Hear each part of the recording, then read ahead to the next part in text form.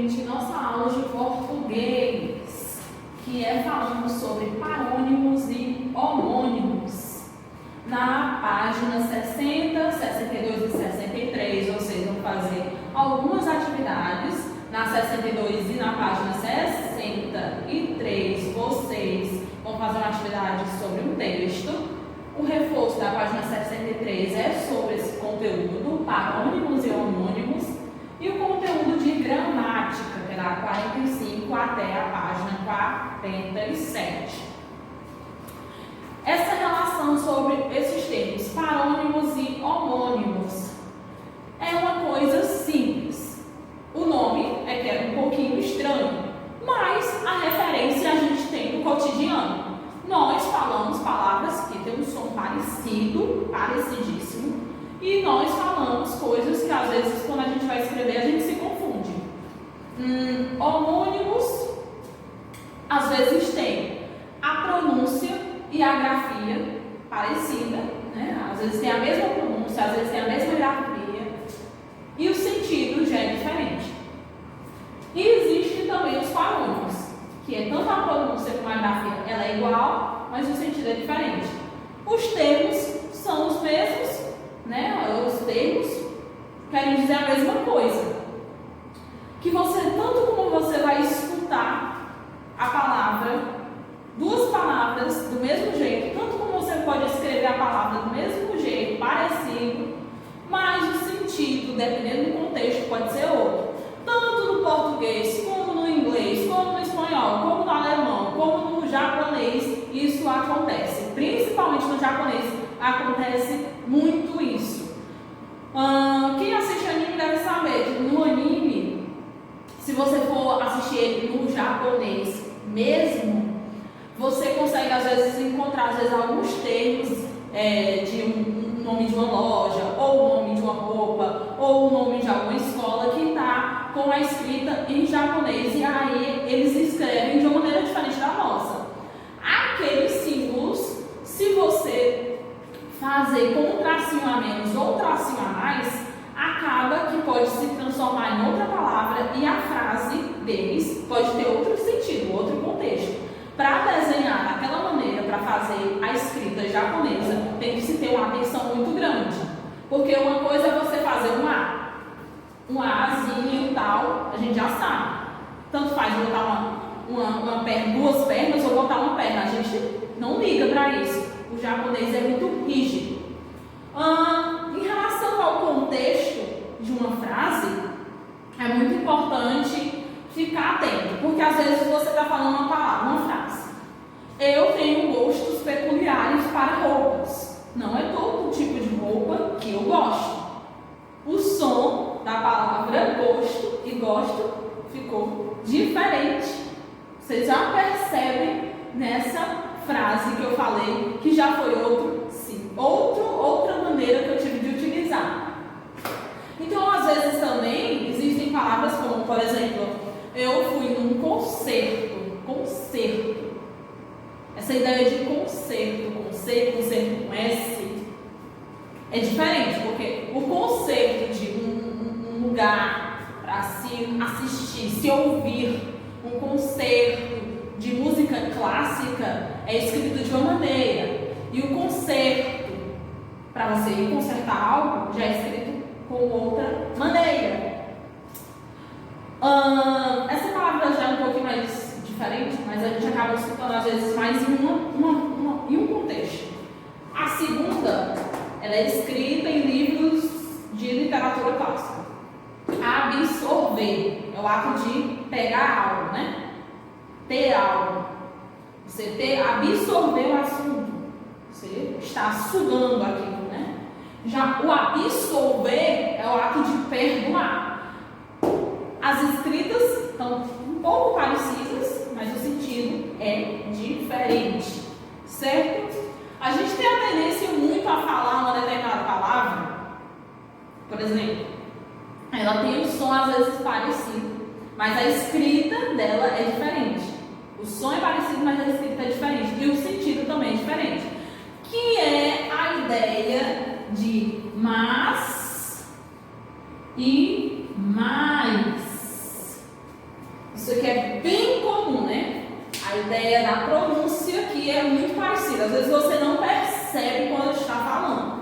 Mas, você tem que ter uma certa atenção quando você está escrevendo. Por quê?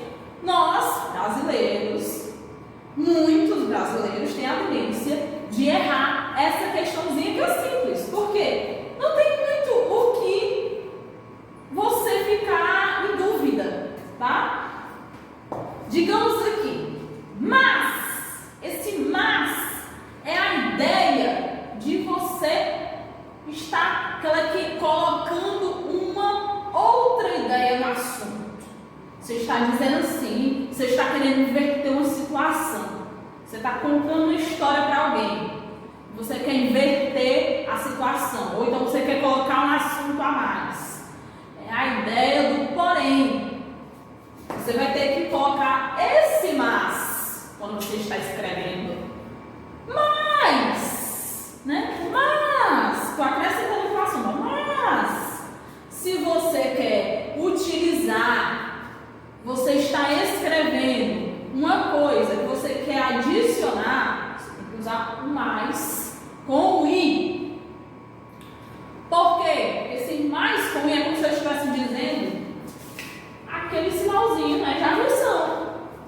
Mais com i tem uma letra a mais, é a ideia de adição, certo? O mais com s não tem letra a mais, é a ideia apenas de você estar colocando ideias, você está querendo inverter, é a ideia do porém, tá ok?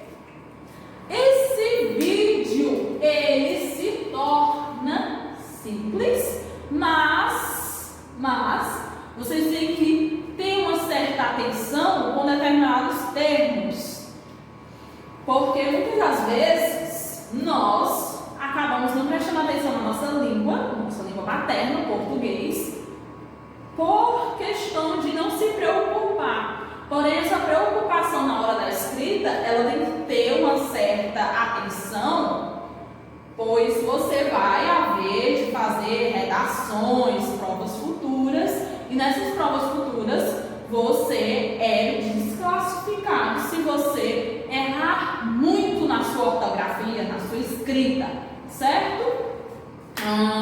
Uma das questões que as pessoas erram muito é os porquês. Por exemplo, por quê? Não, porque tudo é igual. Não, porque não é igual, já que nós temos 4 tipos de porquês. E eu vou apagar a lousa e eu vou explicar como é isso.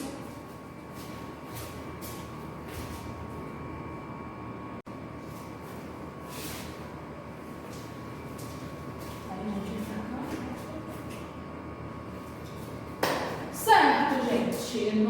Eu coloquei esses porquês, esses 4 porquês, para ficar essa ideia de parônimo e homônimo. Às vezes a palavra é escrita, tem um som parecido, mas o sentido é diferente. O porquê, ele é a melhor referência do português que a gente tem. Porque, por exemplo, normalmente você quer saber a razão, o motivo de alguma coisa, ou você não está sabendo de determinado algum assunto na sua aula, você acaba perguntando para mim, nas aulas normalmente, essas coisas e tal. Então, o que você faz? Você faz certas perguntas. Nós fazemos muita pergunta no cotidiano, mas a gente acaba não percebendo o erro que é para escrever essa palavra simples, né? Por quê? Esse porquê aqui, separadinho, sem acento, ele é simples. É a palavra que a gente acaba colocando no começo da frase para saber a razão de alguma coisa. Qual é a razão? Por que você não foi à escola? Por que você não quis ir ao passeio? Esse porquê é no começo. Esse porquê aqui também, ele é para fazer uma pergunta.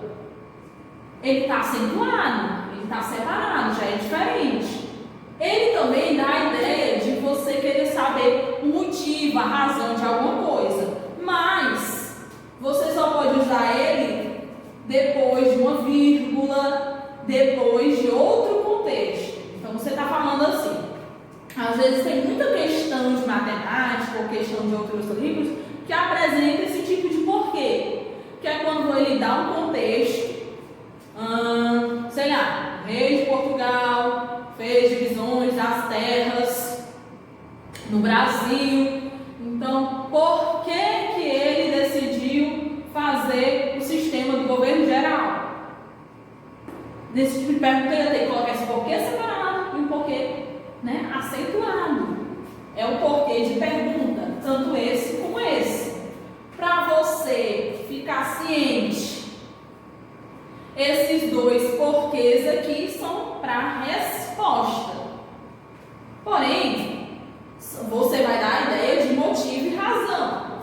Mas esse porquê aqui, você já começa ele, né? Você já começa com ele.